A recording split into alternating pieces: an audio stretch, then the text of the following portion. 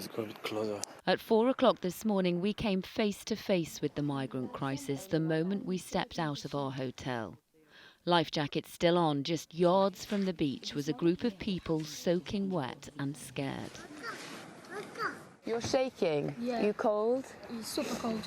Abel and his family are from Eritrea. He is 12. His brother is just 18 months old. Yeah. What happened this morning? So we were trying to get in the boat, and there were a lot of people fighting over it, and the police came, so we couldn't get in. You want to go to England now? Yeah. Why? To live a better life. To live a better life. It's a beautiful country. I like the flag. All his mum and dad want for their family is to get to the UK. Were you scared in the water? Frightened? Yeah, good. I need to go to England.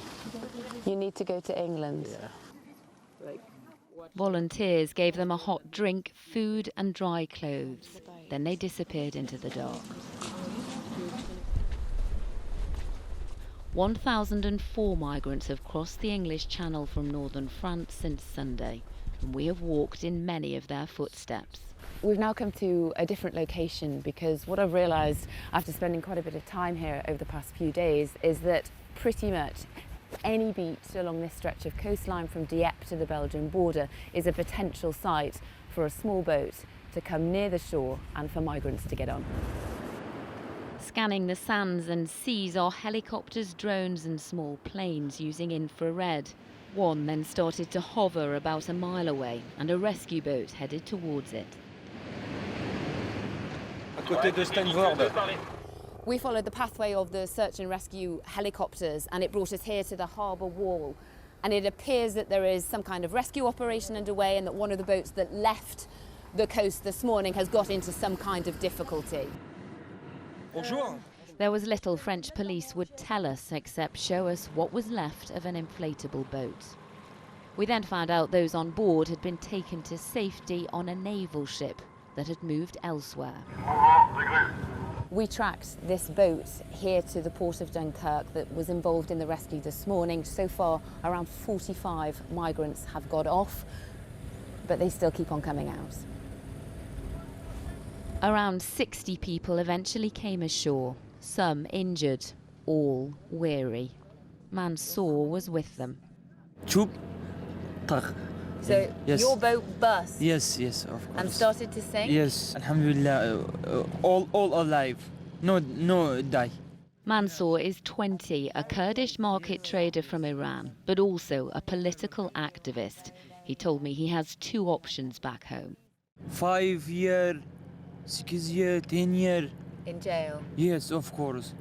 Yeah, no. Executed? Yes. Again, I go to England. You'll keep Yes. on trying? This was just one morning in northern France, but what people living here are seeing every day, especially while wind speeds are low and the waves are too. Okay, what should I say? About the news? Away from the beaches, we met Ali at a community centre in Calais, a budding cameraman. This space is where he and other refugee children can play. They don't get much chance for that otherwise. Ali tried to get to the UK only yesterday. The boat was full of water. I'm 100% inside in a 5-meter boat.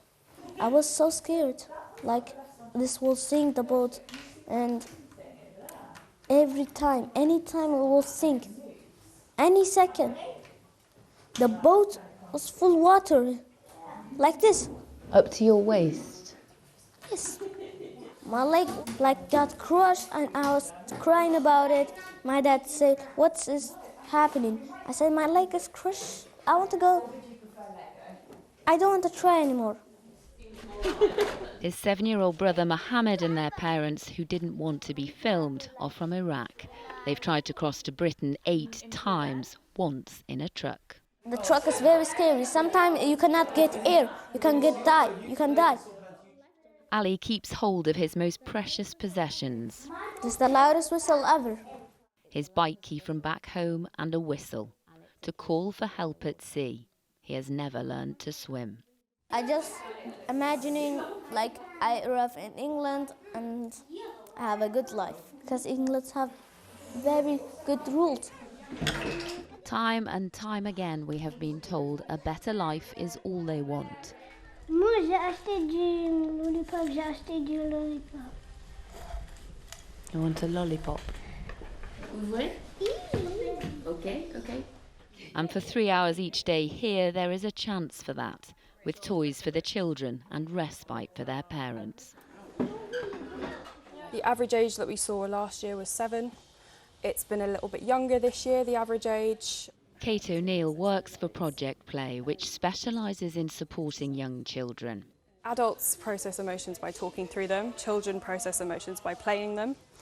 And what we really see is how the violence of the border really plays out in the children's play. There is a constant cycle of fear and worry that lives in the children's and their caregivers' heads, and you can never feel stable or safe.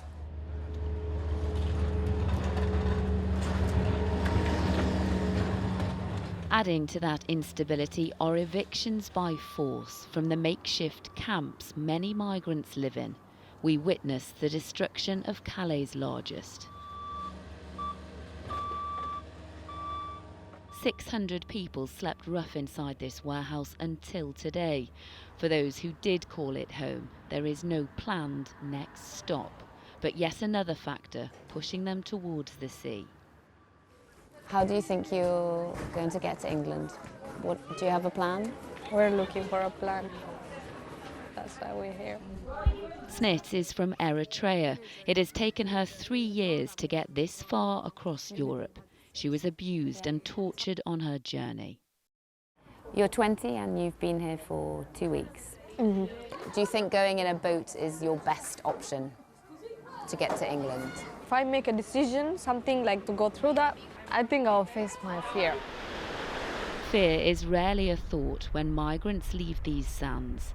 Neither is the law. Policies and politics are no match for desperation. Lucy Watson, ITV News, Calais.